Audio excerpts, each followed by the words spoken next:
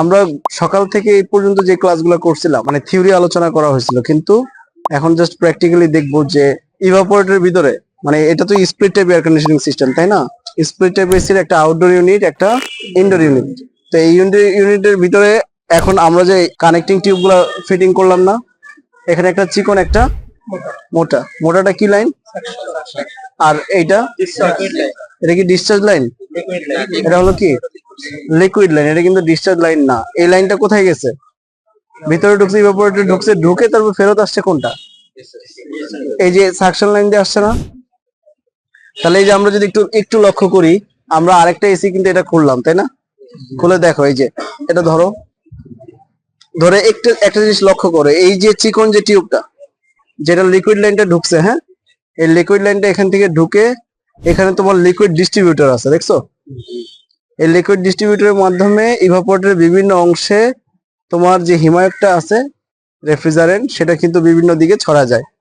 ছড়া যাওয়ার কারণে চারিদিক দিয়ে কিন্তু সে কি করতেছে, তরল রেফ্রিজারেন্টটা ছড়ায় গেল এবং বাষ্প হওয়ার সময় তাপ গ্রহণ করে সেই বাষ্পীয় রেফ্রিজারেন্টটাকে পুনরায় ফেরত চলে আসলো কোন লাইন দিয়ে? সাকশন লাইন দিয়ে, তাই না? এসিটার আউটডোর ইউনিটের ভিতরে আমরা গতকালকে কিন্তু আলোচনা করছিলাম যে এর ভিতরে রেফ্রিজারেন্ট গুলো, হিমায়ক গুলো কি করে পাম্প ডাউন করে রাখা যায়, যেটা আমাদের টেকনিশিয়ানটা কি বলে? টেকনিশিয়ানটা বলে গ্যাস লক করে রাখে, তাই না? তো গ্যাস লক যেটা বলছে যে এটার ভিতরে গ্যাসটাকে রিজার্ভ করে রাখাকে বোঝানো হয়েছে, মানে এটার ভিতরে গ্যাসটা রিজার্ভ করা আছে, হিমায়কটা রিজার্ভ করা আছে। এখন রিজার্ভকৃত রেফ্রিজারেন্টটা যদি আমি পুরো ইউনিটের মধ্যে ছাড়ি, একটা জিনিস খেয়াল করো তো, এখানে টিউব কি পরিমাণ আছে? ধরি আবার অনেকগুলো টিউব না এখান থেকে, তাই না? তাহলে এর ভিতরে এটা যখন খোলা থাকে, এর ভিতর দিয়ে বাতাস ঢুকে নেই? বাতাস ঢুকছে কিনা? আমরা কি বলছিলাম সকালে?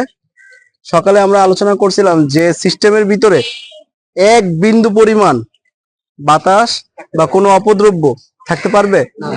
এক বিন্দু পরিমাণ থাকতে পারবে না। যত সিস্টেম ক্লিন হবে প্লাস বায়ুশূন্য হবে, তত সিস্টেমের কুলিং এফিসিয়েন্সি, ঠান্ডার যে দক্ষতা, কার্যক্ষমতা, সেটা বেশি হবে। সিস্টেমে বাতাস ঢুকে যায় তাহলে কুলিং এফিসিয়েন্সি কমে যাবে এবং গ্যাসটা ব্লকেজ করার সম্ভাবনা বেশি থাকে, যেটাকে চোকিং ট্রাবল বলে আমাদের ডিপার্টমেন্টে। ওইটা নিয়ে আমরা বিস্তারিত আলোচনা করবো ইনশাল্লাহ। তো এখন আমরা যে দুইটা, এই যে কানেক্টিং টিউবের এখানে এই জয়েন করলাম, এখানে জয়েন করলাম, এখানে সার্ভিস বাল্বের গোড়ায় জয়েন করলাম না, তাহলে এর ভিতরে বাতাস আছে না? বাতাসকে বের করছো? এই বাতাসটাকে বের করতে হবে না? এই বাতাসটাকে বের করে দেওয়ার প্রক্রিয়াটাকে, এটাকে বলা হয় ভ্যাকিউম। কি বলা হয়?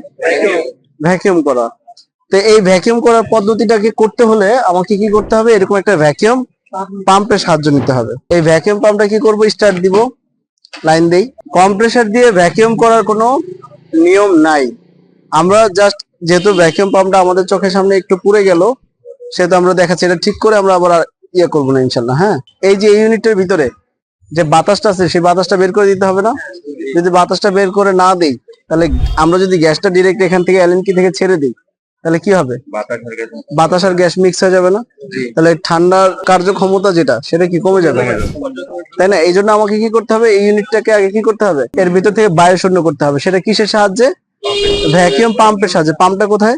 এই যে ভ্যাকিউম পাম্পের সাহায্যে।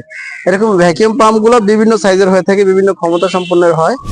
এখন ভ্যাকিউম কতটুকু করবা, কিভাবে বুঝবো যে ভ্যাকিউম হয়ে গেছে? সেটা বোঝার উপায় কি? সেটা বোঝার উপায় হলো যে এই যে তোমার, আমরা যে গ্যাস চার্জ করব কোন অংশ দিয়ে? কম্পাউন্ড গেজ মিটার দিয়ে। কোন গেজ মিটার দিয়ে? Compound gauge metre. Compound gauge মিটারে 0 থেকে 30 ইঞ্চ অফ মার্কারি দেওয়া আছে না? 0 থেকে কি আছে? 30 ইঞ্চ অফ মার্কারি। মানে যত নিচের দিকে কাটাটা যাবে তত বেশি ভ্যাকিউম হলো। এখন কতটুকু দরকার? আমাদের স্ট্যান্ডার্ড হলো 29.99 ইঞ্চ অফ মার্কারি। আমি কি কথা বুঝতে পারছি? কত? 29.99 ইঞ্চ অফ মার্কারি হলো কি পারফেক্ট ভ্যাকিউম। এখন ভ্যাকিউম আমরা কত সময় করব? এটা হলো প্রশ্ন। ভ্যাকিউম আমরা কত সময় করব বলতো? যতক্ষণ পর্যন্ত 29.99 ইঞ্চ অফ মার্কারি না আসবে। এটা নির্দিষ্ট কোনো টাইম নেই। আচ্ছা, কম্প্রেসার দিয়ে তো ভ্যাকিউম করা যায়, মানে যেহেতু কম্প্রেসার টানে, তাহলে ভ্যাকিউম যদি টানা যায়, টেনে যদি বাতাসটা বের করা যায়, তাহলে আমার ভ্যাকিউম পাম্প কেন আমি এক্সট্রা করে কিনলাম? এই কম্প্রেসার বায়ু শূন্য করার ক্ষমতা রাখে, তবে একটা জিনিস করতে পারে না, সেটা হলো We are from প্রবাসী কর্মসূচি